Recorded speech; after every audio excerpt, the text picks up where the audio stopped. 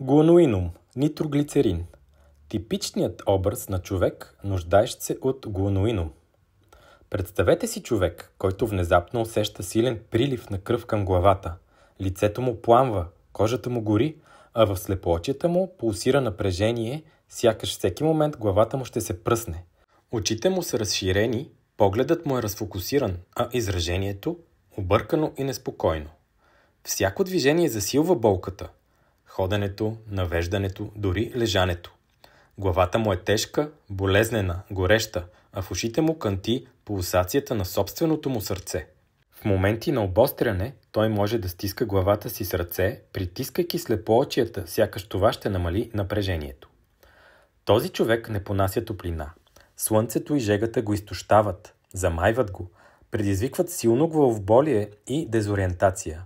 Ако прекали с престоя на слънце, може да започне да бърка местоположения, да се лута без ясна представа къде се намира, дори да не разпознава близките си хора.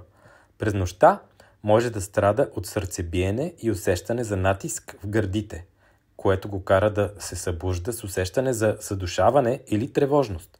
Прохладен въздух, студени компреси, дори просто потапяне на ръцете в студена вода могат да намалят всички тези неприятни усещания.